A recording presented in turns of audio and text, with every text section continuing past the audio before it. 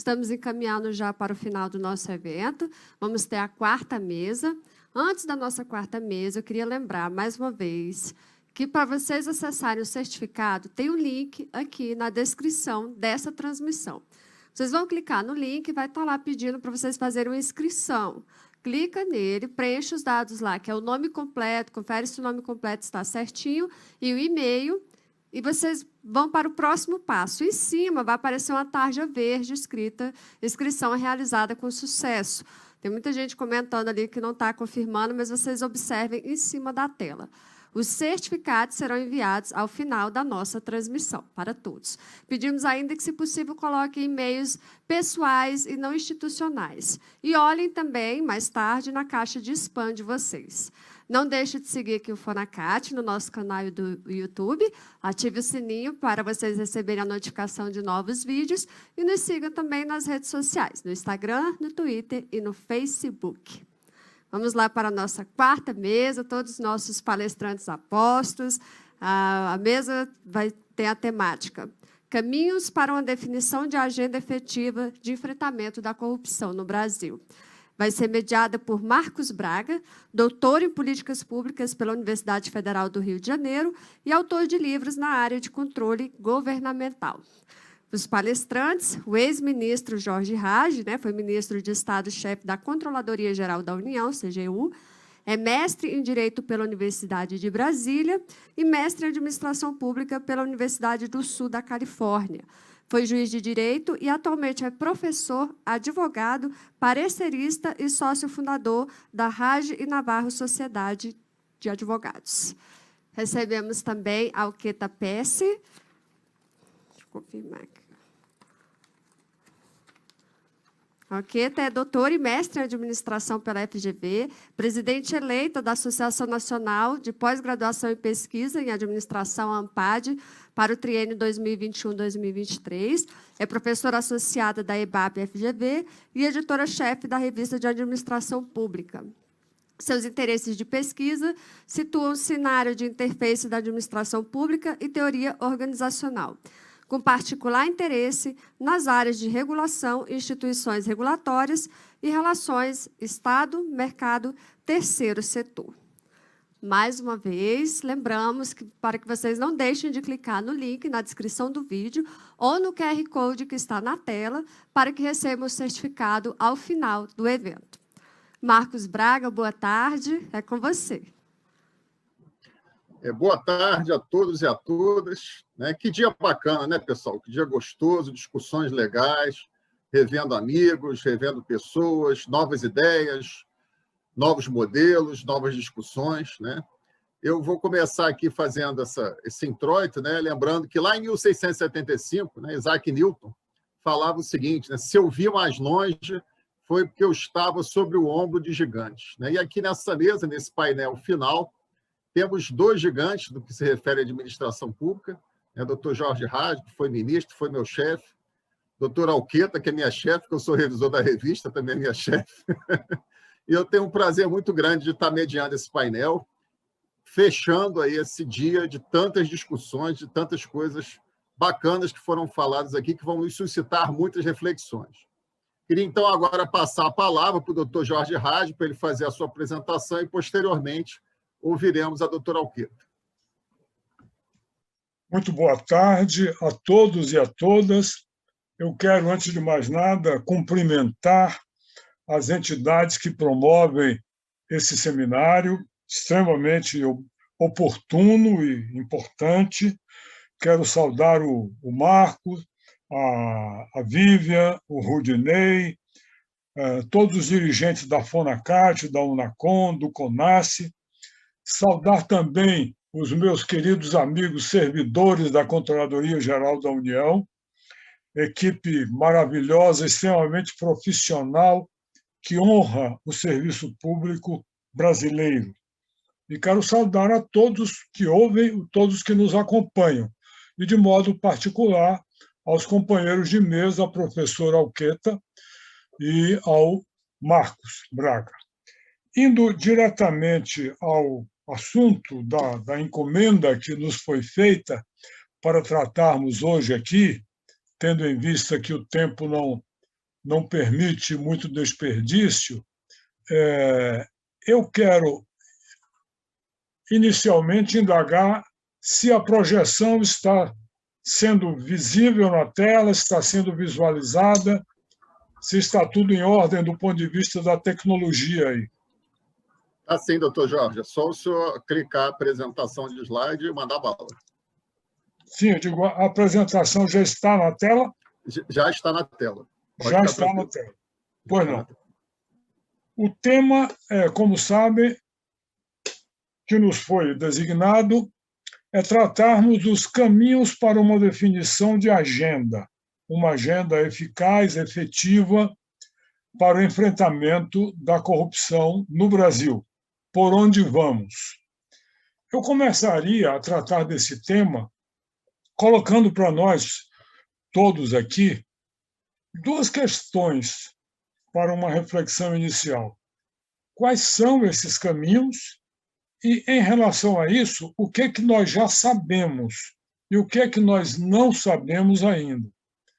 Eu diria que nós já sabemos, por exemplo, a respeito do fenômeno da corrupção, que ele é contemporâneo da humanidade, ele tem a idade do ser humano, ele é universal, ele ocorre em todos os quadrantes do universo, em todos os continentes, independentemente de quaisquer outras considerações, de etnia, de raça, de estágio de desenvolvimento econômico, cultural, social ou religioso.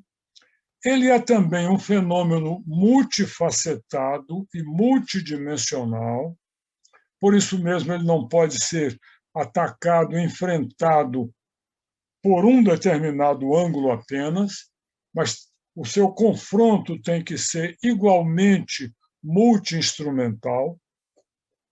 Ele é um fenômeno que se apresenta sob as mais variadas e diversas formas, por isso mesmo é difícil nós encontrarmos uma definição suficientemente abrangente para esse fenômeno, desde a pequena corrupção até a macro corrupção política, as nuances são as mais diversas. Uma outra característica que nós já sabemos é que ele evoluiu ao longo do tempo, foi se transformando, se modificando como um monstro que se apresenta sob as mais diversas formas, e, de modo particular, ele se intensificou, eu diria que em época mais ou menos recente, com o fenômeno da globalização. Ele tem, por outro lado, a repulsa de todas as correntes filosóficas, religiosas, morais e culturais. Não existe nenhuma plataforma filosófica, nenhum livro das grandes religiões que acolha, pelo contrário, todos repudiam a corrupção. Muito bem, mas se é assim, se todos repudiam, por que e como que ele sobrevive e cada vez se apresenta de forma nova, renovada, nas diferentes quadrantes da evolução da humanidade? Em primeiro lugar, eu diria que isso acontece por conta de uma grande contradição. É que se de um lado existe essa repulsa, de outro existe uma enorme tolerância. Uma enorme tolerância que ocorre tanto no referente às condutas individuais, quanto àquilo que nós podemos chamar da pequena corrupção. Quem de nós não tem um amigo, uma pessoa conhecida, que em algum momento da vida não tenha incorrido ou sido tentado a incorrer em dar uma solução mais rápida quando surpreendido por um guarda de trânsito, no estacionamento indevido, ou por um policial rodoviário ultrapassando aí apenas alguns quilômetros do limite de 80 km por hora da via. Quem não considerou isso algo tolerável, ao longo da vida, em algum momento, em relação a alguém que seja de suas relações. Quem deixou de se relacionar com alguma pessoa por conta de um pequeno deslize, digamos assim, que, na verdade, está dentro do quadro do que nós podemos conceituar como corrupção. De outro lado, em termos da média e grande corrupção, o combate à corrupção esteve sempre ausente, totalmente ausente, durante séculos a fio, das agendas de todos os governos e também das empresas, de todas as organizações. A presença do enfrentamento à corrupção nas agendas governamentais e das organizações internacionais e das agendas empresariais é fenômeno absolutamente recente. Isso vem da segunda metade do século passado, o que, em termos históricos, é recentíssimo, é ontem. Não é? Há quantos milênios existe a humanidade? E essa questão só veio ascender ao topo das agendas há pouco mais de 70 anos.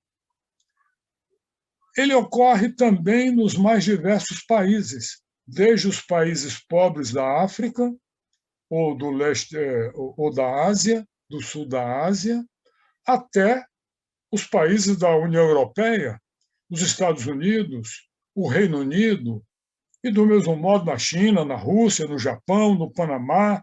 Para onde nós olharmos, nós vamos encontrar grandes escândalos de corrupção, como o da Lockheed nos Estados Unidos, o da Enron e tantos outros, na Alemanha o da Siemens.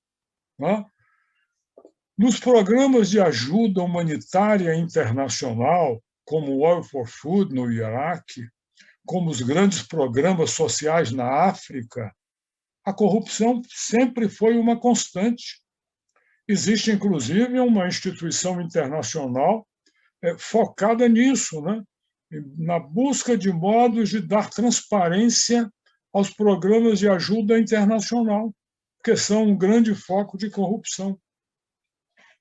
Corrupção até ocorre no futebol. A gente costuma dizer que no futebol é onde as coisas funcionam melhor, pelo menos no Brasil. Mas a corrupção chega também lá. A corrupção na FIFA é de todos conhecida. Pois bem, mas não é somente a ausência do combate à corrupção nas agendas públicas e empresariais. É mais do que isso. Até muito pouco tempo atrás, o que nós tínhamos era o estímulo à corrupção, sobretudo nas transações internacionais. Os países do chamado primeiro mundo, né, que se consideram modelos e exemplos para os demais, permitiam a dedução da propina do imposto de renda das suas empresas. A propina paga nos países dos outros, não no deles, sobretudo nos países menos desenvolvidos. Era estimulada, era dedutível do imposto de renda. E eu vou contar para vocês uma história que talvez nem todos, alguns certamente já conhecem, mas talvez nem todos saibam disso. Quando nós estávamos na Controladoria Geral da União, o Brasil já era membro da Convenção contra o Suborno Transnacional da OCDE e discutia se havia ou não interesse em ingressar como membro pleno da OCDE, aquilo que hoje já é realmente procurado pelo país. Na época era discutido. Mas a simples participação como membro da Convenção contra o Suborno de Funcionários Estrangeiros fazia com que a OCDE exigisse, porque ela tinha base para isso nos termos da Convenção anti-suborno, exigisse do Brasil determinadas providências, inclusive no plano normativo, legislativo. Por isso mesmo, o Brasil produziu, naquela época, a Lei Anticorrupção, a Lei 12.846, pressionado pela OCDE, inclusive. Pois bem, além de termos cumprido este compromisso de elaborar, de produzir a lei anticorrupção, o governo, na época, foi também cobrado pela OCDE para produzir uma legislação vedando a dedução da propina no imposto de renda das empresas. Tivemos o maior trabalho, a maior dificuldade de explicar aos representantes da OCDE de que isso era algo absolutamente impensável no Brasil. Seria o vexame dos vexames, o governo que se expusesse a esse ridículo de encaminhar ao Congresso Nacional um projeto de lei estabelecendo a proibição de deduzir propina do imposto de renda. Pois bem, travou-se uma queda de braço que durou mais de 2 anos, até que encontramos uma solução, eu considero genial, posso falar porque não foi minha nem ninguém da nossa equipe, a solução veio dos dirigentes da Receita Federal, que foi a publicação de um ato declaratório. Está aqui na tela. Ato declaratório interpretativo número 32, de 15 de outubro de 2009. Artigo único. Os pagamentos efetuados a título de recompensa pela prática de infrações legais ou a elas relacionadas, em especial aquelas mencionadas no artigo 1º da Convenção sobre combate à corrupção de funcionários estrangeiros em transações internacionais, são indedutíveis na apuração da base de cálculo do imposto sobre a renda e da contribuição social sobre o lucro líquido. Isso dá uma dimensão do que era a realidade, a ponto de a OCDE cobrar dos países membros da Convenção uma legislação proibindo a dedução, porque isso era prática corriqueira dos países da Europa Ocidental. E a OCDE, pressionada pelo governo dos Estados Unidos, que já tinham legislação sobre isso, FCPA, já existia, o que fazia com que as empresas norte-americanas se encontrassem numa posição de desvantagem competitiva, os Estados Unidos influenciaram a OCDE para que ela, na sua convenção, por meio da convenção, obrigasse os demais países a adotarem vedações e proibições semelhantes, para que se tenham uma ideia do que era a corrupção, como era vista a corrupção até tão pouco tempo atrás. Muito bem. A globalização, então, como eu disse, foi um fenômeno que fez expandir enormemente a corrupção, né, pela facilidade dos fluxos internacionais de capital, das comunicações e tal, mas também produziu a celebração de convenções anticorrupção nessas décadas finais do século passado e início do atual. E aí nós temos somente aquelas que interessam mais diretamente ao Brasil, a Interamericana, de 96, a da OCDE, de 97, internalizada aqui em 2000, a das Nações Unidas, de Mérida, de 2003. Muito bem. Neste quadro, então, a corrupção passa a ser encarada de forma mais séria e consequente pelos governos, como um fenômeno global, diante da facilitação dos fluxos de capital e do aumento das transações e da existência de empresas internacionais, empresas transnacionais, caiu a ficha, digamos assim, quanto à necessidade da cooperação internacional. Necessidade inafastável, tanto para coibir a prática da corrupção no plano transnacional, como para coibir a corrupção doméstica, facilitada pela facilidade dos fluxos globais de capitais. Muito bem. A essa altura, então, quais são as abordagens já experimentadas? É importantíssimo que possamos refletir sobre elas. E esse é um desafio posto, basicamente, professora, para a academia. Não é? Aqui, nós, da prática, recorremos à academia para o aprofundamento dessa reflexão. Eu costumo listar alguns itens da minha experiência extraídos do debate internacional que testemunhei, do qual participei durante cerca de 10 anos na controladoria. E eu diria que o debate continua mais ou menos nos mesmos termos até hoje, em torno de saber o que funciona melhor contra a corrupção. Repressão mais forte, medidas penais ou direito administrativo sancionador ou improbidade administrativa, penas mais rigorosas, um processo penal mais eficaz ou medidas preventivas, medidas incentivadoras das condutas éticas, ou a radicalização da transparência, mudanças normativas de leis, alterações de procedimentos ou de estruturas institucionais, ou o caminho é outro, seria o caminho da autorregulação regulada, o compliance, por exemplo, que há algum tempo atrás foi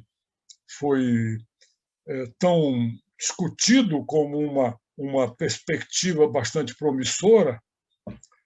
Estímulo à denúncia, participação da sociedade, inclusive denunciando, criação de ouvidorias, canais de denúncia em toda parte, nos órgãos públicos, nas empresas privadas, melhorias no judiciário, melhoria no Ministério Público, ou melhoria do sistema político e eleitoral, indo agora para um contexto mais amplo, né? Condicionantes mais amplos do problema da corrupção. Ou o caminho está mais na linha da preparação, da estimulação da sociedade para o controle social, com campanhas públicas, com esforço de educação para a cidadania e coisas do gênero. Tudo isso continua no debate, na agenda do debate, a meu ver, há muitos anos e requerendo cada vez maiores reflexões. Essas medidas dessa ordem, de todo tipo, que nós vimos aqui, medidas de todo esse elenco de espécies, têm sido adotadas pelos países, não? Pela maioria dos países que têm posto em sua agenda o enfrentamento da corrupção. Mas tudo isso só ocorre, eu repito, da segunda metade do século passado para cá. Elas não são contemporâneas do surgimento da corrupção. A corrupção tem milhares de anos. O enfrentamento à corrupção não tem nenhum século aí. Tem menos de um século. Bom, e no Brasil? Essas medidas todas já foram tentadas, testadas, experimentadas ou não? Eu aqui tento traçar, no tempo que me foi concedido, resumidamente, um panorama do Brasil, claro, sem poder entrar aqui nos detalhes que seriam mais interessantes para esgotar o assunto. Os instrumentos recomendados internacionalmente, grande parte deles tem sido experimentado entre nós. Vejamos, no plano normativo, em primeiro lugar, o que era a situação do Brasil antes da Constituição de 88? O que nós tínhamos no plano normativo repressivo? Tínhamos o Código Penal, o capítulo dos crimes contra a administração pública, tínhamos a lei dos crimes de responsabilidade, a lei do impeachment, tínhamos a lei da ação popular. Basicamente era isso. e algumas outras normas de menor relevância. E, na prática, praticamente nada. O que a gente lembra, assim, olhando mais para trás, do período da ditadura, foi a criação da Comissão Geral de Investigações, que, a pretexto de combater a corrupção, pretendia, na verdade, fazer perseguição política em nome do combate à subversão. Não é? Mas isso é melhor nem perdermos o nosso tempo com essa discussão. Vamos para depois de 88. Aí a coisa começa a mudar. Iniciando-se, eu diria, com o artigo 37, seus parágrafos, que contém uma constelação de bases constitucionais para medidas da maior importância. Seguidas, no período pós-88, ali com o escândalo do governo Collor, etc., por duas leis muito importantes, a Lei da Improbidade Administrativa, 8429, e a Lei de Licitações e Contratos, que vai começar a desaparecer, sendo substituída agora pela 14133. Um tempo depois, 5 anos depois, vem uma outra leva, com a legislação de lavagem de dinheiro, já mais próxima agora, com a Lei de Responsabilidade Fiscal, com as primeiras medidas de transparência fiscal, com a criação da CGU, em 2003, com a Lei Capiberibe, ou Lei da Transparência, que é a Lei Complementar 131, com a Ficha Limpa, em 2010, com a... Perdão.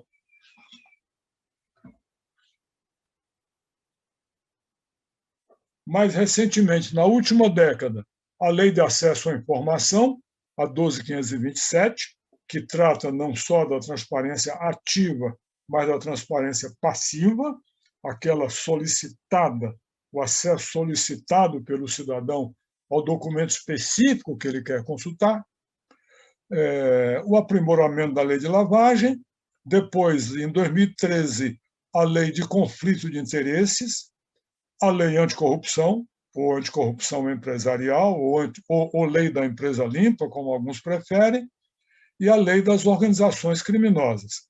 Tudo isso em 2013. Agora, mais recentemente ainda, o Estatuto das Empresas Estatais, a 13.303, também com normas importantes no contexto do enfrentamento da corrupção, relacionadas à governança das estatais, à governança empresarial, relacionadas à compliance, relacionadas a licitações, leis estaduais e distrital sobre exigência de compliance nas contratações públicas, que é um fenômeno interessante que começa nos estados, e agora, na nova lei de licitações, na 14.133, vem uma norma nessa linha para a administração federal, o pacote anticrime e alguns decretos de regulamentação da legislação anticorrupção, tanto no âmbito federal como no âmbito subnacional, estados e prefeituras. Então, nós temos hoje, no plano normativo, repressivo, na sua subdivisão repressiva, um conjunto de leis, e aqui não estão todas, porque não couberam aqui no gráfico, apenas as principais, que prevêem sanções, seja para pessoas físicas, seja para pessoas jurídicas, seja no campo penal, seja no campo civil, seja no campo do direito administrativo sancionador. Um mesmo fato ilícito pode gerar o sancionamento múltiplo pelo princípio da independência das esferas, baseado em todas essas normas que o Brasil já tem. Então, não nos faltam normas, na minha opinião, de caráter repressivo. O instrumental preventivo, eu não diria que é tão rico e tão potente. Mas, nos últimos anos, se desenvolveu bastante, não é? Recapitulo aqui a lei da transparência, a lei complementar, a lei de lavagem de dinheiro, a lei de prevenção de conflito de interesses, os aspectos preventivos da legislação de licitação, que tem seu aspecto preventivo, claro, a LAI, a Lei de Acesso à Informação, a Lei da Ficha Limpa e ainda o decreto de controle do nepotismo, pelo menos aplicável na esfera federal. No plano, agora saindo do plano meramente normativo para o plano da construção institucional, o Brasil teve avanços nas últimas décadas, também, eu diria, muito importantes, que nos põe hoje num quadro completamente distinto do que era antes de 88. Nós temos hoje medidas concretas de transparência, sobretudo financeira. Eu diria que a principal expressão disso é o Portal da Transparência da CGU, que é dos maiores sites do mundo em matéria de exposição dos gastos públicos, nos seus mínimos detalhes e nas mais diversas formas.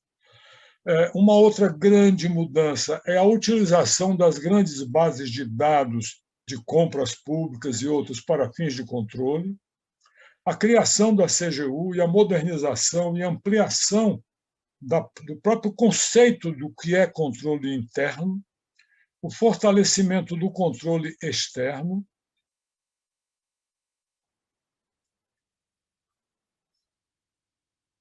o fortalecimento do COAF, a nossa unidade de inteligência financeira, coitado, sofreu, mudou de lugar, foi mandado para lá e para cá, mas sobreviveu, pelo menos por enquanto. O fortalecimento da Polícia Federal, apesar de certas tentativas de interferência, autonomia e fortalecimento do Ministério Público, especialização de varas criminais e de juízes, ações coordenadas entre órgãos de inteligência, controle, investigação e persecução. Sem dúvida que é preciso melhorar muito nessa coordenação interinstitucional, ainda é extremamente falha, e também cabe uma observação de que há alguns sinais recentes de inversão dessa tendência, né, como todos nós temos visto e acompanhado. De tudo isso, nós concluímos que o Brasil adota um modelo que, no contexto internacional, tem sido chamado de modelo multiagências.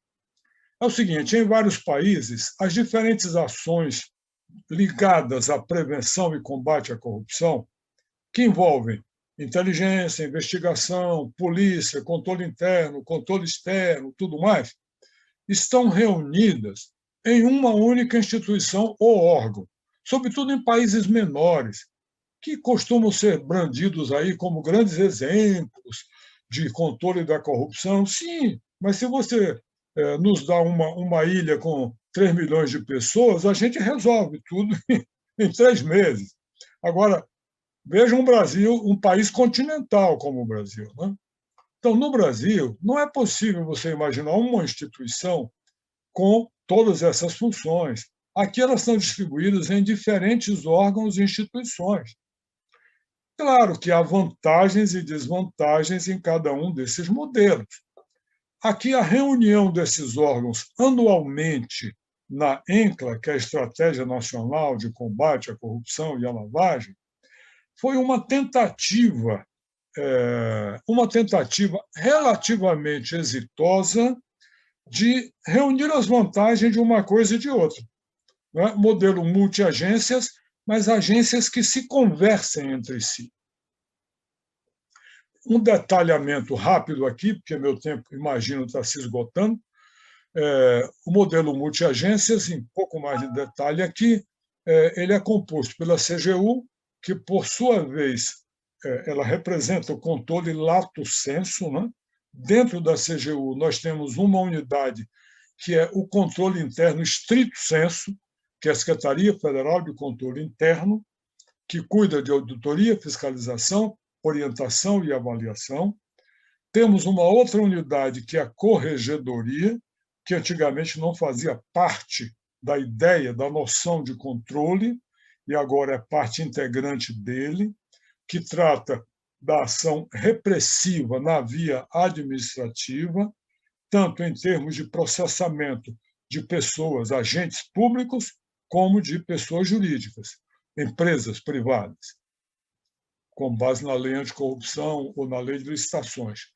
Uma ouvidoria, que é um órgão central de um sistema de mais de 150 ouvidorias também, que são canais de denúncias e diálogos com o cidadão, a área de transparência e integridade, estímulo à adoção de programas de compliance, que é a STPC, e, mais recentemente, a Secretaria de Controle da Corrupção, que cuida diretamente de operações especiais, inteligência e acordos de leniência.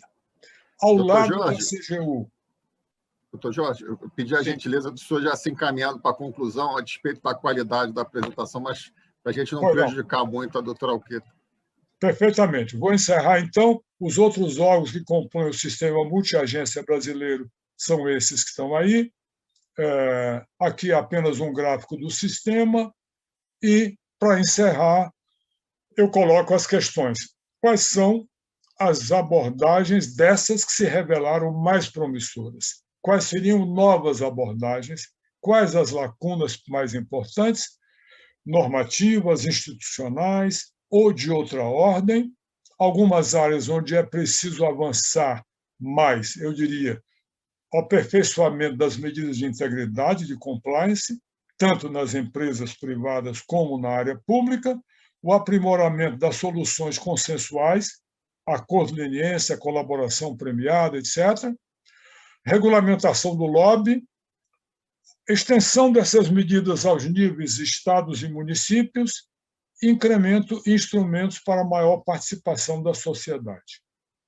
Outras questões que poderíamos discutir se tivéssemos mais tempo, mas como não temos, eu encerro por aqui, pedindo desculpas por ter ultrapassado o tempo e agradecendo mais uma vez pelo honroso convite de vocês. Muito obrigado. Não. Alô? Boa tarde a todos. Não tem que se desculpar, não, doutor Jorge. Realmente é porque é a última apresentação, né? A gente... Claro. É o meu ingrato papel, realmente, fazer um controle. Certeza. Com certeza. Controle. Fui bem treinado lá pelo senhor. Controle, perfeito. Gostaria de passar, então, a palavra para a professora Alqueta, após essa excelente apresentação do doutor Jorge, né? E gostaria de passar as palavras para a professora Alqueta Pérez para ela fazer a sua apresentação sobre o tema por ela escolhido. Professora Alqueta. Boa tarde. Agradeço, em primeiro lugar, o convite. É uma satisfação fazer parte desse seminário tão relevante, considerando o momento do país, o momento dos debates políticos e administrativos em andamento. Hoje aprendi muito. Ser a última palestrante tem o seu ônus e bônus.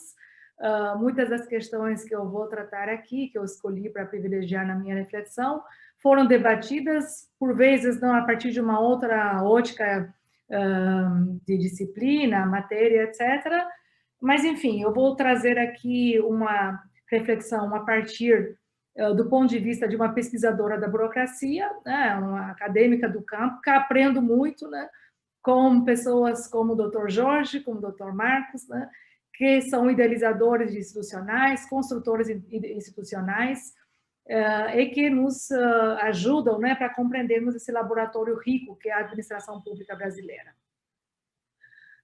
Vou apresentar aqui algumas reflexões que eu intitulei, né, Burocracias e Corrupção, sob a ótica da autoridade irracional legal, assimetrias de capacidades de órgãos de gestão e controle, e, por fim, a questão da estabilidade. Eu, como já destaquei, não é, a minha trajetória de pesquisadora é voltada para o estudo da burocracia, suas transformações contemporâneas, e a partir desta ótica que eu vou trazer aqui algumas reflexões da relação da burocracia pública com o tema da corrupção. Para começar a elucidar alguns pressupostos da minha análise. O primeiro pressuposto está no título. Quando eu me refiro à relação da burocracia com a corrupção, eu me refiro a um ente muito heterogêneo e plural. Por isso que me refiro, né, ao conceito de burocracias, né? Burocracias que se diferenciam dentro do setor público brasileiro, não apenas pelos cargos e carreiras, né, que se multiplicam no nível federal, estadual, municipal, mas pelos desenhos institucionais, pelas garantias de autonomia ou falta de autonomia de processo de tomada de decisão, enfim, por N questões que perpassam desde o desenho institucional até a prática do burocrata da linha de frente ou do mais alto cargo de gestão. Então, a partir desse pressuposto mais amplo das burocracias que caracterizam o setor público, eu vou tentar trazer uma reflexão de como que essas burocracias se situam hoje entre o mercado e o terceiro setor. Eu acho que já aprendemos desse dia de debates algo que é claro sobre o fenômeno de corrupção no Brasil, e que o fenômeno de corrupção no Brasil está exatamente mais concentrado, né? Mais concentrado na relação do setor público com esses terceiros, sejam esses terceiros do mercado ou terceiro setor, enfim, independentemente da linha ideológica ou prática, a corrupção surge nessa margem de relação. O Brasil é diferente de vários outros países do mundo, onde a corrupção é mais institucionalizada do ponto de vista de relações diárias, né, onde se fala muito sobre bribery, fala sobre falência do papel do Estado. Não é o caso brasileiro, embora, né, esse fenômeno dos little cheaters, né, que o doutor Jorge também se referiu, né, da pequena enganação, né, etc. Isso caracteriza, é mundial, né, não é uma especificidade nem do Brasil, nem de um povo no mundo. É uma característica humana, né, que tende ou não ser capturado mais por interesses corruptíveis, dependendo do contexto onde se situa. Eu vou enfatizar bastante o que eu chamo de autoridade irracional legal como modus operandi dominante da burocracia pública. E por que vou focar nisso? Porque eu entendo que esse cenário, caracterizado pela dominância da autoridade irracional legal, é o caldo perfeito, o cenário perfeito para a sustentação de relações espúrias que levam, entre os quais se destaca a corrupção. Mas tem mais perdas, né, da burocracia pública dentro desse cenário. Vou destacar brevemente as capacidades assimétricas que hoje caracterizam os órgãos de controle vis-à-vis os órgãos de gestão, né, que são responsáveis por implementar as políticas públicas e trazer para o cidadão. Falar brevemente sobre sintomas de dano, né, da reputação burocrática e como que a corrupção influencia essa agenda. Resgatar, por fim, o Conselho da Estabilidade do Servidor Público e outras medidas necessárias, algumas vou ser até repetitiva com o doutor Jorge, que eu entendo que criam também um tecido firme para que a gente possa combater essas práticas de corrupção, né? Enfim, com essas algumas recomendações, termina aqui. Um breve resgate histórico, né, vai ser necessário para situar um pouco a minha análise. Obviamente que, definindo a administração pública como governo em ação, aquele governo que se sente, né, do dia a dia, que faz diferença no dia a dia na vida de todo cidadão brasileiro, é preciso reconhecer que a administração pública brasileira, a burocracia brasileira, tem passado por mudanças substanciais de forma de conteúdo. Saiu de um modelo hierárquico, materializado na grande empresa verticalizada, na grande burocracia verticalizada, né, nas chamadas BRAS, que serviu muito bem para implementar um modelo de um modelo de Estado desenvolvimentista, um projeto industrial do país, e gradualmente foi inspirada em modelos de mercado ou de rede de governança na nomenclatura mais moderna, que situam as burocracias numa interface mais indireta com o mercado, com o terceiro setor, via mudança de papéis, né, como coordenador, regulador ou gestor de contratos com os terceiros. Então, esses modelos, né, que eu estou denominando como modelos ideais, que orientam a ação pública, se fizeram presentes em vários países do mundo, mas no Brasil se adotaram com suas especificidades. Então, enquanto a hierarquia tem como orientação ideal a eficiência, a produtividade via essa máquina administrativa verticalmente hierárquica, também o impessoalismo na forma de gestão, na forma de trato do cidadão, mas também dentro da burocracia pública. No Brasil, diferentemente de outros países do mundo, que eu não vou trabalhar muito aqui, não acho que outras palestras que me antecederam trabalharam bastante esse contexto internacional, foi traduzido de forma peculiar, via proliferação dos modelos que eu chamo aqui das BRAS, né? Telebrás, Eletrobras, Petrobras, que embora tenha sido muito revisto, né, com o processo de privatização, ainda tem resquícios institucionais até hoje na gestão pública brasileira.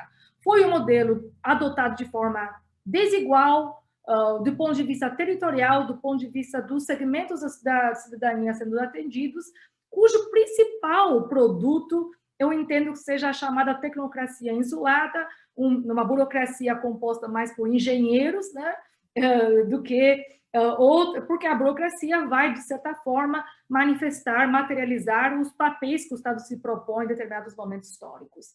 O modelo de mercado, né, chega no Brasil nos anos 90, ele tem alguns ideais, né, alguns desses ideais do mercado se usam até hoje na retórica do governo, quando se fala sobre vouchers, etc. Mas o ideal do modelo de mercado é introduzir a escolha como princípio democrático e de gestão. E como é que você consegue introduzir a escolha como um princípio democrático e de gestão? Via competição. Não resta dúvida que, embora tenha muita gente que acredita que o Brasil tenha avançado muito nesse modelo de mercado, é a minha posição que o Brasil avançou bastante na privatização, mas não avançou muito no cerne do modelo, que é o princípio de escolha, né? Por quê? Porque, do ponto de vista de áreas de infraestrutura, onde a privatização se fez presente na massa, o que a gente observa, já amplamente analisado na literatura, é a existência de capitalismo de laços, de uma busca por national players, né, por estrelas nacionais, etc., que são todos modelos que ainda carregam uma ideologia desenvolvimentista de base e que, na prática, acabam impedindo uma verdadeira competição dentro do setor público ou entre setor público, setor privado e terceiro setor, que seria o pressuposto desse modelo. Outra delimitação desse modelo, na sua adoção brasileira, é a completa perda de autonomia do gestor público, né, que se fala muito sobre gestão por resultados, etc., mas, na prática, o gestor público no Brasil não tem autonomia nem orçamentária nem de recursos humanos para que possa, de fato, ter flexibilidade de gestão. O terceiro modelo, que de certa forma surge como uma terceira via, né, entre esses dois modelos anteriores, é um modelo que busca o ideal, né, um modelo de um país pós-democrático, traz na retórica da administração pública a ideia da participação, a democracia direta, e no Brasil, mais uma vez, foi adotado predominantemente, né? Não é que não existam práticas de democracia e participação direta, mas predominantemente foi adotado via proliferação de modelos contratuais, com um excesso, né, de formas, né, legais, como o OES, os CIPs, que se juntaram a SCAs, né, fundações estatais, enfim, há outros tantos formatos jurídicos que, na verdade, nada mais, nada menos que fazem do que trazer maior flexibilidade para a prestação de serviços públicos ao cidadão. Enfim, nesse cenário, o setor público hoje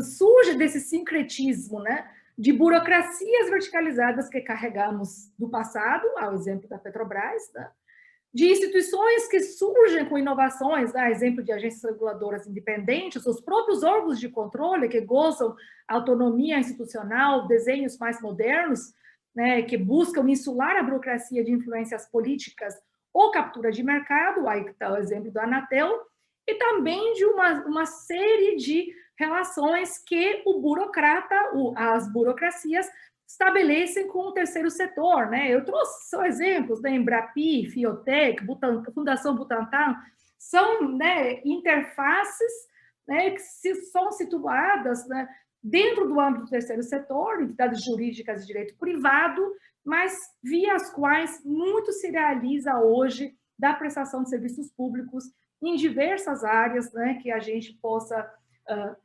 analisar, né, saúde, cultura, ciência, etc., e aonde a burocracia, né, que ainda permanece, ainda desempenham um papel crucial, ainda tem uma demanda enorme, né, para coordenar essa modificação substancial, né, da configuração do setor público brasileiro, ainda opera com o mesmo modus operandi de uma burocracia centralizada, lá das Piana, né, de origem das Piana, orientada por processos. Exatamente isso que eu chamo de burocracia irracional legal. O que eu quero dizer com isso? A base da burocracia é exatamente a autoridade racional legal, né? Racional no sentido que você precisa de uma máquina administrativa que vai implementar os objetivos estratégicos do Estado, né? Visualizando, desenhando o melhor modelo organizacional, estrutura de funções, cargos, carreiras, que são capazes de materializar esse papel estratégico do Estado. Isto é racional. Legal, né? Obviamente, idealmente, o modelo legal existe porque ele evita, né, o abuso da pessoalidade, clientelismo, então traz uma burocracia obediente à lei, ao invés de pessoas, né, sendo essas pessoas políticos, mercado ou terceiro setor, outros grupos de interesses, mas que, na verdade, essa autoridade legal se traduz no que eu chamo aqui de legalismo, a denominação na literatura vai denominar, não é? Mas que basicamente é um excesso de regras, procedimentos, que acabam sobrecarregando a burocracia a tal ponto que se tornam um fim ao invés de um meio, né?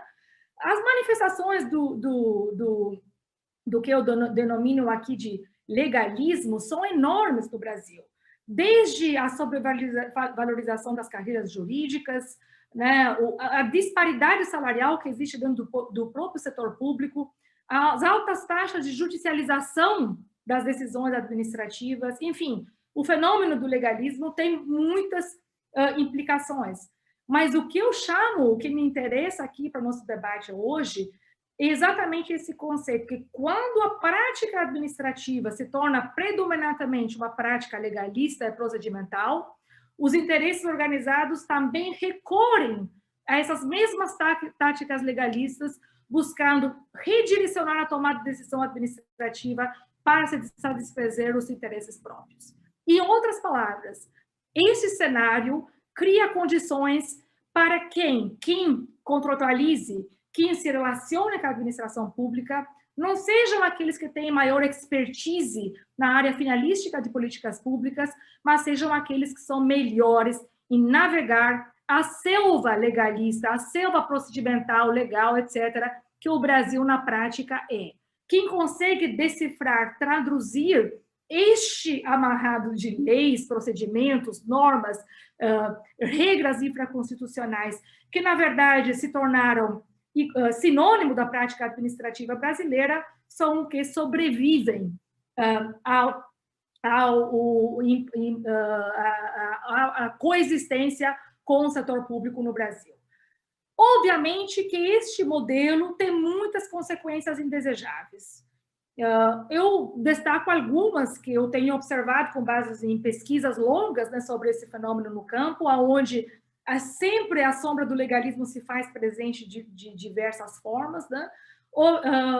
A volatilidade contratual, o modelo, por mais que seja procedimental, nunca garante que o modelo se torne sujeito à vontade política, né? Enfim, muita volatilidade. Eu vou me referir aqui, porque eu acho que a gente estuda muito as relações com mercado, né? Porque é muito mais fácil observar e checar relações puras com o mercado. Quando a gente entra nessa área com o terceiro setor, aonde a gente se refere a contratos que variam desde 100 mil reais até milhões de reais, essa área tende a ser mais nebulosa. As relações com o terceiro setor, né, com organizações, as chamadas sem fins lucrativos, de interesse público sem fins lucrativos, são muito mais difíceis de serem olhadas, eu vou argumentar aqui, inclusive do ponto de vista do gestor público. Enfim, isso vai ser o meu argumento, né? Um mercado que é altamente dependente de recursos públicos, de financiamento público, isto é, não é capaz de trazer fontes alternativas de recursos, né? Mercados que são limitados, tendem a ser oligopolistas e capturados por interesses organizados, mas que na prática o gestor tem muita dificuldade de enxergar, exatamente porque ele está muito preso ao chamado checklist, né, procedimental. Então, ele não está olhando, não observou que a lógica mudou. Ele não gere mais uma burocracia que presta serviço diretamente. Ele está gerindo contratos com terceiros. E, como tal, ele precisa fazer análise que antecipa a estrutura de mercado, observe indícios de oligopólios, caso eles estejam existentes ou não. E que acaba dando também uma cegueira, né, gerando uma cegueira ao que o Fabiano Angélico, né, chama de os enablers da corrupção, né? Advogados, contadores, agentes imobiliários, que viabilizam esse recurso excedente que se gera via lavagem de dinheiro ou sonegação, né? Isso passa de lado, né? Porque, novamente, eles operam dentro da lei, né? Dentro do que a lei ainda permite, e o gestor não tem condições de lutar, né? É interessante que esse modelo também traz, assim, no Brasil, alguns protótipos de parcerias que são muito diferentes do que a gente analisa em vários contextos internacionais, né? Quais são os protótipos dos parceiros, né? São parceiros sempre lucrativos que têm maior expertise procedimental ao invés da área finalística. Então, as organizações públicas, as burocracias, tendem a contratualizar com aquele que é melhor em prestação de contas, mas não com aquele que tem maior expertise na área de saúde, cultura, educação, ciência, ou por aí que seja. Por quê? Este cara, né, que tem expertise na área finalística, ele geralmente tende a ser ruim do ponto de vista procedimental. Ele falha de expertise do ponto de vista procedimental. Porém, o nosso checklist procedimental impede que o burocrata consiga enxergar isso e consiga estabelecer relações que possam trazer para o setor público a melhor de expertise que existe no mercado ou no terceiro setor. Leva na fabricação de parceiros, né? Órgãos que eram do Estado, que são descentralizados, delegados ao terceiro setor. E nas minhas pesquisas eu tenho observado que leva numa convivência muito mais tranquila, leve, com o que nós chamamos os chamados public non-for-profit, né? Que são organizações do terceiro setor, mas que são quase um apêndice de organizações públicas, fundações de apoio universitárias, né? O Fiotec, né? A Fundação Butantan, que precisam desses braços que trazem maior flexibilidade para o gestor público, de fato, consiga ser o quê? Consiga ser gestor, consiga ter autonomia de gestão na prática. Então, ele precisa utilizar esses braços, né, que lhe dão maior flexibilidade de gestão, mas que, na verdade, não são nada mais, nada menos do que uma extensão da própria burocracia pública que já existe, é bem reconhecida nas suas áreas de expertise, né? Olha o que é interessante. O que se perde de vista é que o preço, esse procedimentalismo tem um preço, tem um custo muito grande para o país. Em um país tão obcecado por aprimorar os controles, o custo do controle, o custo de compliance, tende a ser não visto. Eu trouxe esse dado porque foi exatamente o CGU, né, que divulgou há pouco tempo atrás, né, uma pesquisa interessante, voltada para aquelas aquisições de baixo valor feitas sem licitação dentro do Poder Executivo. O que esse estudo observa é que, né, o processo continua a ser extremamente ineficiente, porque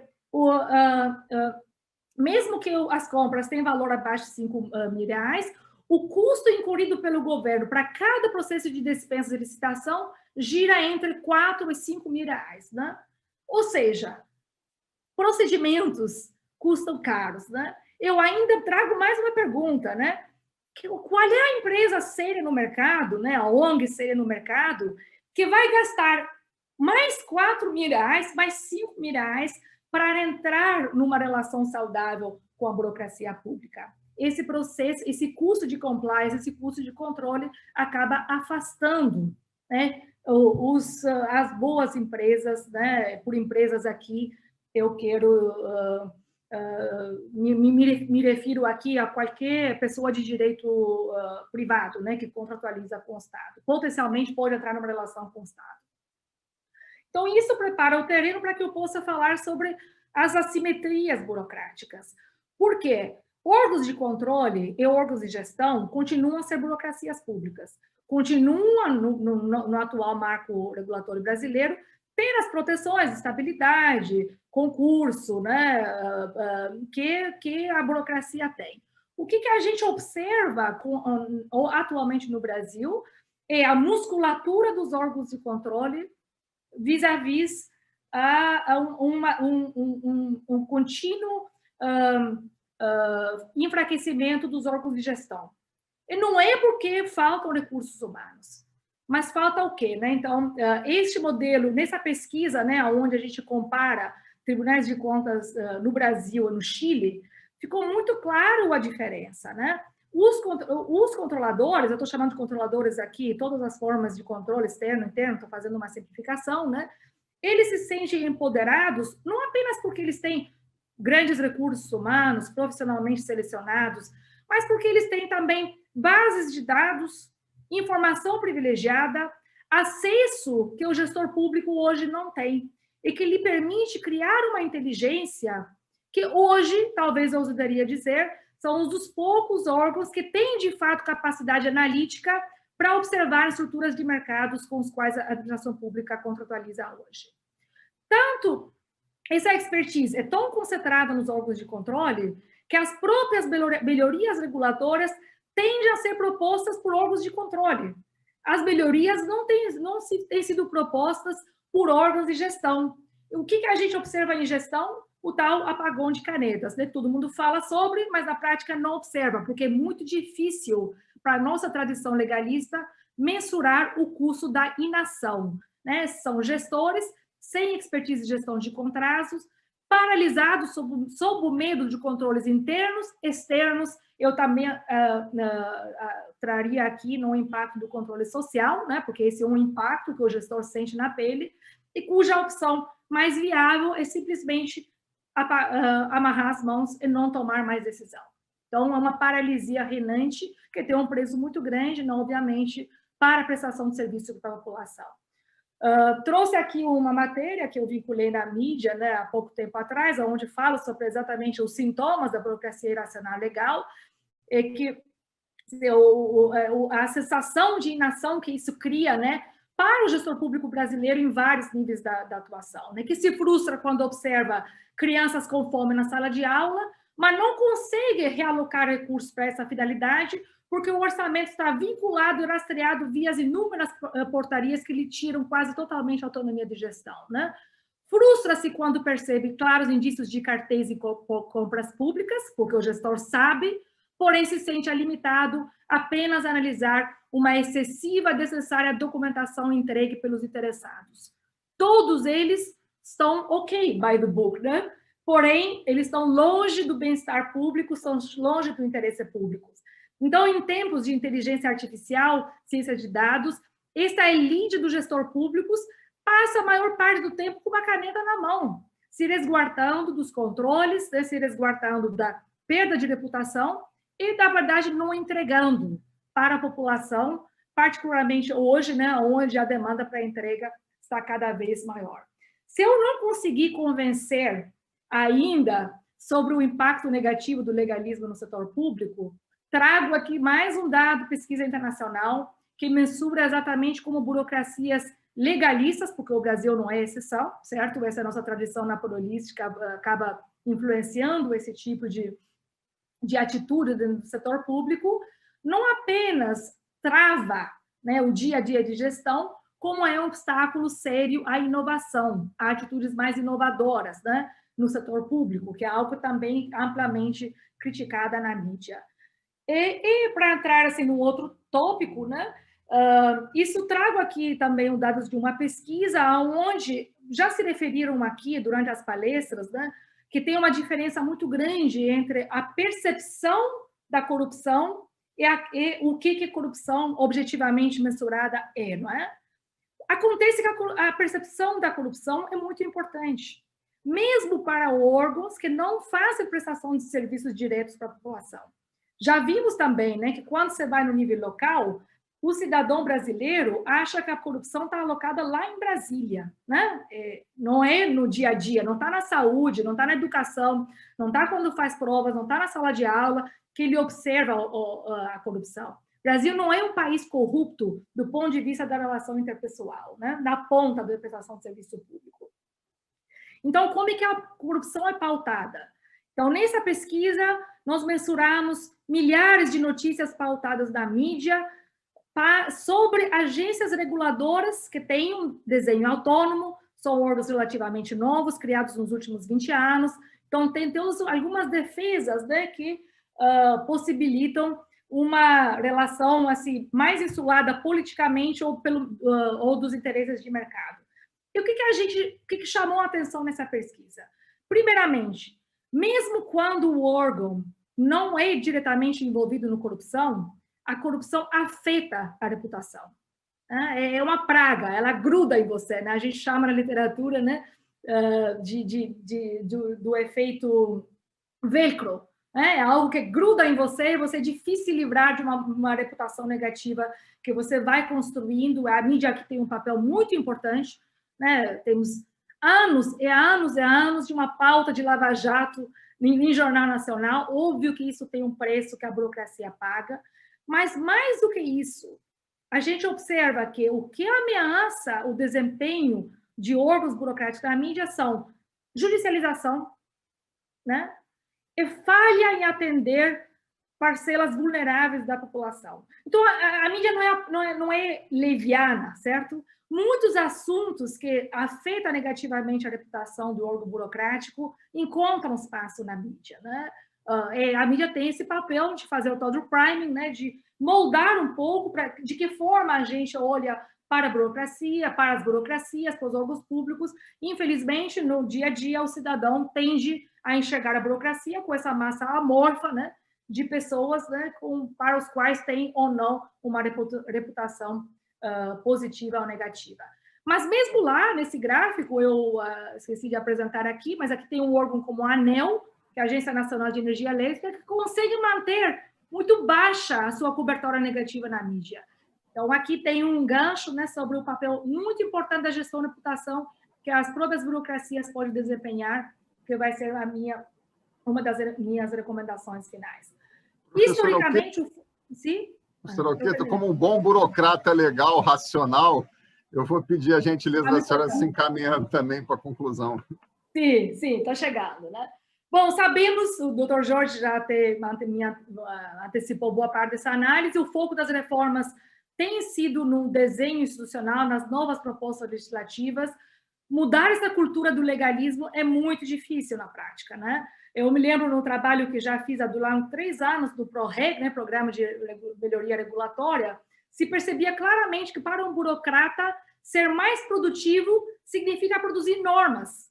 Então, a possibilidade de não jogar mais normas na população nem sequer é considerado como uma alternativa. Então, recuperar a racionalidade administrativa do excesso de legalismo, né? Por exemplo, né? Falou-se muito sobre transparência, mas a transparência também corre a ser um checklist. Corre-se o risco de tornar consultas públicas, audiências públicas, procedimentos formais. Então, desviando da necessidade real deles, né? Fazer um site como regulation.gov, né, que junta toda a produção normativa do setor público brasileiro no mesmo sítio eletrônico, é ainda um sonho muito longínquo para o setor público brasileiro. Gostaria de terminar pela importância da estabilidade, né? Obviamente, nós sabemos que assim, a ampla literatura apoia isso, que estabilidade mais meritocracia, porque elas tendem a andar de mãos juntas, e talvez a gente precisa melhorar mais, aperfeiçoar concursos públicos, né, do que ameaçar a estabilidade do servidor, estão se positivamente associadas com a prevenção da corrupção. O problema que parece ser que ainda a estabilidade parece não gerar os incentivos suficientes para a denúncia, para o whistleblowing, né? O Dr. Jorge também falou sobre esse ponto importante aqui. Algo precisa ser feito para avançarmos também nessa direção. Então, em termos de recomendações, destaco a importância de resgatar transparência, accountability e outros mecanismos de combate à corrupção do excessivo formalismo. O que eu quero dizer com isso? Não torná-los um fim por si, mas um meio que sirva a propósitos. Essa relação meio-fim é a racionalidade administrativa que traz para a administração pública. Começar a mensurar os custos de compliance. O Brasil é o único país do mundo onde a pessoa tem que comprovar cada 2 meses que mereça ou não Bolsa Família. Né? Isso parece ser gratuito, mas não é. Tem um custo administrativo atrás dessa comprovação. Quanto custa isso? É um processo que precisa alimentar políticas públicas baseadas em evidências. Transferir know-how do controle para a gestão. Hoje, né, já destaquei aqui, a expertise, bases de dados, a inteligência está centrada no órgão de controle. Ela precisa transferir para o gestor. Né? Defender a reputação burocrática. Muito importante uma gestão ativa da mídia, de relações públicas. Os gestores precisam ter, reconhecer a importância desse processo, né, que fica lá em segundo plano em boa parte das burocracias. Né? E, por fim, a necessidade imperiosa de você partir para um processo de simplificação legislativa, né, que busque trazer, resgatar o máximo da racionalidade administrativa. Não existe a decisão ótima administrativa, a gente sabe por definição. Porém, do jeito que está, a administração pública brasileira possibilite que apenas aqueles que dominam as portas desse legalismo sejam aqueles que sempre entram em relações com a burocracia. A gente precisa fazer algum processo de resgatar alguma autonomia, racionalidade e delegar de novo isso, né, para o gestor público. Enfim, vou terminar aqui, espero que tenha atendido o tempo, Marcos. Muito obrigada, tá? Bem, então eu queria agradecer ao professor Alqueta, também ao professor Jorge, ao doutor Jorge, que também é professor, né, com certeza. Doutor Jorge fez um arco aí das legislações sobre a parte de corrupção e integridade. Eu recebi vários elogios aqui. O pessoal está querendo um seminário só com o doutor Jorge, que eu estou sendo pressionado aqui. E o doutor Alqueta trouxe aí um tema que me é muito caro, a questão dos custos do controle, dos impactos do controle. Nós tivemos algumas perguntas, mas como a gente está com uma hora um pouco apertada, eu vou sintetizar a discussão das perguntas, e aí vou passar tanto para o doutor Jorge quanto para a professora Alqueta, para vocês responderem a pergunta e já se encaminhando também para os comentários finais, tá? Se vocês não se oporem. Então, o que acontece? A gente está passando um momento histórico hoje de um pós-eclosão desse tema da corrupção. Ele saiu do livro, do evento segmentado como esse nosso, e parou no boteco, parou na festa de família, né? E de concepções. Começaram a existir monopólios do conceito de corrupção e do conceito de solução para a corrupção. E nós formamos um grupo que acabou fortalecendo muito essa ideia mais legalista e que também tem a sua racionalidade, a sua irracionalidade, de um controle como hegemonia, controle como uma função importante. E um outro grupo que se materializou na reação pela alteração na nova LINDB, tudo e outras ações também, de que a gente tem que dar autonomia, que o controle, o apagão das canetas, o controle é perseguido.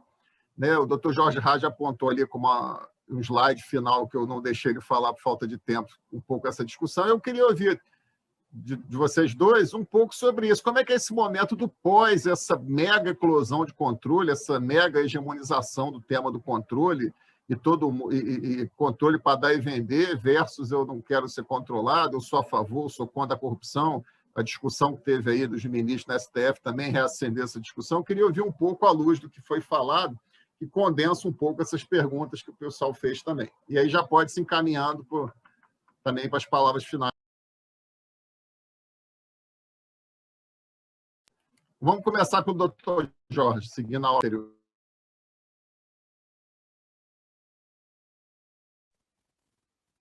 Se eu bem entendi, Marcos, o resumo que você fez das perguntas dos que nos acompanham está relacionado ao momento que você definiu como posterior a um momento em que se constatou haver um excesso de controle e daí as reações a isso, né? Exatamente, mais ou menos nessa linha. apagão das canetas, etc, etc. O que é que eu penso sobre tudo isso? Eu penso que, mais uma vez aqui, o caminho para encontrar a solução equilibrada é um tanto óbvio, né? Nem tanto ao mar, nem tanto à terra. Ou seja, a pretexto de um excesso de controle, um excesso de legalismo, o Brasil não pode correr o risco de pretender eliminar, de repente, né, toda essa sua construção normativa do instrumental de controle que, bem ou mal, se conseguiu construir ao longo do tempo, pretendendo substituir isso por uma visão que seria moderna, tipo controle só pelos resultados, tipo o controle não pode sufocar a gestão. Eu entendo... Doutor Jorge, desculpe interromper o senhor, estão pedindo para o senhor falar um pouco mais alto ou modular aí o volume, por algum motivo o pessoal não está conseguindo ouvir. É? Deixa eu ver aqui. Vamos ver se agora melhora um pouco. Melhorou? Agora é 100%. Tá bom.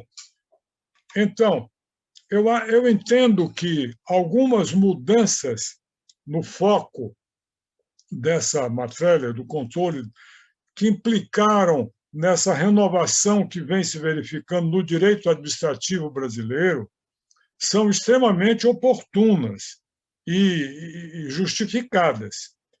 A alteração da Lei de Introdução às Normas no Direito Brasileiro, por exemplo, a LINDB, e o que se vem alterando na Lei de Improbidade Administrativa, mesmo antes do projeto ser aprovado no Congresso, mesmo antes daquela pequena inicial alteração que houve na Lei 8429, no pacote anticrime, alteração construída pela própria jurisprudência, pelos próprios precedentes do Supremo e do Superior, em termos do que deve, o que não deve ser considerado ato de improbidade por parte do gestor, a improbidade sem dolo, por exemplo, a improbidade baseada simplesmente na culpa, ou seja, alguns exageros que resultaram daquele momento, década de 90, início da década de 90,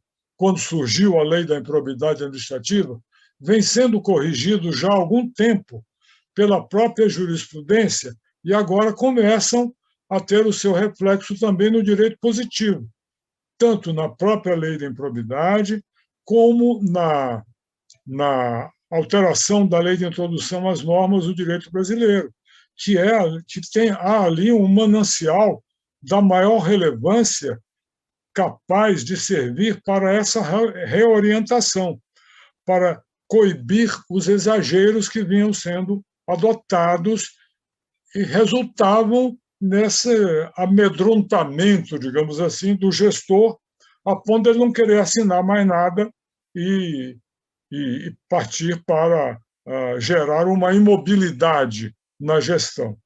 Eu entendo que isso é um assunto que está sendo encaminhado da forma correta, com a evolução forçada pela própria doutrina. Os administrativistas brasileiros vêm fazendo um trabalho primoroso no que se refere a isso, e a jurisprudência dos tribunais e alguma alteração legislativa. Agora, não sou partidário de nenhuma ruptura abrupta, seria impossível, não é? Das bases do nosso sistema de controle. Ele vem sendo aprimorado há algum tempo, com a introdução do item orientação ao gestor, por exemplo, entre as diretrizes fundamentais, por exemplo, na CGU, além da linha fiscalização, linha investigativa, você orientar o auditor, desde a sua formação, a uma atitude, diante de mais nada, orientação ao gestor, né? Reconhecendo que a imensa maioria dos gestores está bem intencionada e que os gestores improdução uma minoria. É esse o caminho que eu entendo que nós temos que seguir em matéria dessa relação entre o controle e a gestão. Como eu dizia ali num dos itens do último slide que não cheguei a tratar, que você se referiu, uma das preocupações era essa, né? Evitar que o controle acabe anulando a boa gestão. Perfeito, doutor Jorge. Muito obrigado. Vamos passar agora as palavras para o professor Alquita para fazer também a contextualização dessa pergunta e se encaminhando para as palavras finais também. Bom, eu acho que voltar atrás do ponto de vista de mecanismos de institucionalização de corrupção e controle no Brasil não é possível. O que eu vejo como um caminho, né, de melhoria é simplificação, racionalização desse aparelho legal. Não é? O excesso de normas, né, só estou falando aqui de linguagem infraconstitucional, né, mesmo exagero, né, porque mesmo tipo de análise deveria se dar dentro do legislativo, né, na produção das leis, sobre a racionalidade dessas leis, ela gera inação. Não é simplesmente o controle que gera isso. Obviamente que isso mas isso é uma discussão que não perpassa. Vejam, a reforma administrativa hoje proposta pelo governo, ele não apenas não olha esse conjunto de leis que amarram o setor público, como foca no nível do individual, no servidor público, nos vínculos individuais. Eu me lembro que a reforma de 95 se criticava por olhar vários setores do Estado. Essa era a crítica da reforma de 95. Mas era uma reforma muito coerente, né? Você tinha princípios de elaboração, de implementação, de controle de políticas públicas dentro do pacote de reforma. Como é que você consegue proceder, né, com uma proposta como a PEC, que olha uma pequena engrenagem do setor público, que é o servidor, são os vínculos de trabalho, que é uma das propostas da PEC, né? Em que momento o Brasil vai se debruçar sobre o conjunto de leis, portarias, normas, etc., que regem o dia a dia do gestão? Isso não vem só do CGU nem do TCU.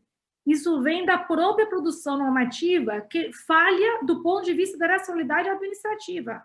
Falha de análise de evidências, falha de justificativa, né, de impacto, né, todos os instrumentos de políticas baseadas em evidências que a gente tanto defende em teoria, mas que nunca consegue implementar na prática. O Brasil acabou de baixar mais um decreto, por exemplo, onde advoga a adoção de avaliação de impacto regulatório. Louvável, boa prática de gestão racional de recursos públicos. O problema é que quando você obriga esse instrumento para qualquer órgão burocrático, você já o torna inócuo, porque não tem capacidade da burocracia hoje para fazer avaliações de impacto regulatório de forma, né, by the book, né, como a experiência diz. É esse tipo de normas que eu me refiro, que precisam ser simplificadas, porque elas colocam, inclusive, demandas conflitivas ao gestor. Ele não sabe como navegar no dia a dia. E outra coisa, me refiro também a uma transferência de inteligência, porque há de se reconhecer que o servidor público hoje, o gestor que está lá precisando assinar um contrato, tem poucos instrumentos em mão, ou pelo menos tem menos instrumentos em mão do que o controlador. O controlador tem acesso a bases de dados privilegiados, ele consegue, por exemplo, observar que CNPJs pertencem ao mesmo CPFs, consegue cruzar, né, perceber o que tem laranja, o que tem membro fundador, etc. Qual é o mecanismo que o gestor público tem hoje para fazer esse cruzamento? Né? Tirando uma ou duas polos burocráticos, né, que são mais aparelhados do ponto de vista de bases informacionais, capacidade analítica, né, o resto não tem essa possibilidade. E ainda precisa responder a um excessivo checklist, né, de requerimentos que o tornam apto ou não a entrar em relações. Agora, eu entendo a pergunta, obviamente que a falta de confiança social, o tal do capital social, causa a consequência de tudo que nós estamos falando aqui hoje. E não é algo que se corrige, né, nem com uma nova lei, nem com uma nova portaria, né? É algo que se precisa de muito tempo para ser restabelecida, resgatada, né? Por isso que eu dediquei lá uma das pequenas recomendações de hoje, investir em defesa da reputação burocrática. O gestor público precisa ter ideia, né, do quão isso é importante para o seu dia. Uma ANEEL, né, uma Agência Nacional de Energia Elétrica, presta um serviço indispensável para o país, né? A nossa situação de energia elétrica talvez não seja a melhor do mundo, mas eu garanto que sem a ANEEL estaria muito pior. Sem um serviço de um órgão como a ANEEL seria muito pior. Esta é uma organização também que faz um belíssimo trabalho de gestão de reputação. Olha, eu nem sei se eles chamam assim, provavelmente não chamam assim, eu estou dando uma denominação teórica, conceitual, aquilo que eu enxergo no órgão, né? Mas é uma defesa, é usar adequadamente a mídia, pautar a mídia com ações da burocracia que fazem diferença para o cidadão. Isso é um papel importante também que a burocracia tem que fazer, sob o risco de termos uma sociedade que não acredita numa burocracia que presta a si serviços indispensáveis para o seu bem-estar social. Obrigado, doutor Alqueta. Foi uma honra mediar essa mesa com o doutor Jorge Hage, que eu tenho grande carinho, o período que eu tive a honra de trabalhar com ele na CGU, e o professor Alqueta, também tive o prazer de escrever um artigo sobre uma dessas discussões que ela apresentou agora. Nós tivemos um dia bem legal. Hoje foi um dia bacana, né? Discutimos com mentes brasileiras, com mentes do exterior, com mentes da linha de frente, né? O pessoal do Fama chamou do profissional, é o mundo da ação, pessoas da academia. Falamos sobre democracia, sobre corrupção, trouxemos dados, trouxemos visões, né? E que esse evento possa ser o primeiro de outros eventos que envolvam também os profissionais, envolvam a academia nesse tema ligado à corrupção, à probidade, à integridade, ou seja, à accountability, né, a discussão. Queria agradecer a todos que participaram. Vou passar a palavra agora para a Vivian, né? Mantivemos aí 6h15, o pessoal aí atento, aí, o pessoal ali no chat comentando. E é isso, é esse interesse também pelas questões públicas, pelas discussões, que vai fazer o nosso país diferente, ter propostas também efetivas. Então, passo para a Vivian, que está coordenando o nosso evento, e agradeço mais uma vez. Muito obrigada, Marcos. Obrigada, professora Alqueta, o ex-ministro Jorge Hage, por essa participação e esse encerramento tão brilhante desse evento, né? Muitos elogios aí no YouTube. Agradecemos a todos que nos acompanharam até aqui. Lembrando que os palestrantes que disponibilizaram a apresentação já está disponível no hot site do evento, o enfrentamento.com.br. Quem quiser é só acessar lá. Também já tem alguns e-mails embaixo dos currículos dos palestrantes. Quem disponibilizou também o e-mail, vocês vão poder encontrar lá, enviar as perguntas, trocar ideia com alguns palestrantes, conforme vocês pediram também aí no chat. Não esquece, segue aqui o canal do Fonacat no YouTube, ative o sininho. O Fonacat tem realizado diversos eventos voltados aos servidores públicos. Contamos com você em um próximo evento. Nos acompanhe também nas redes sociais, no Twitter, no Facebook e no Instagram. Obrigada pela sua companhia. Uma ótima noite. E, quem sabe, até 2022, em mais um Seminário Internacional de Enfrentamento à Corrupção.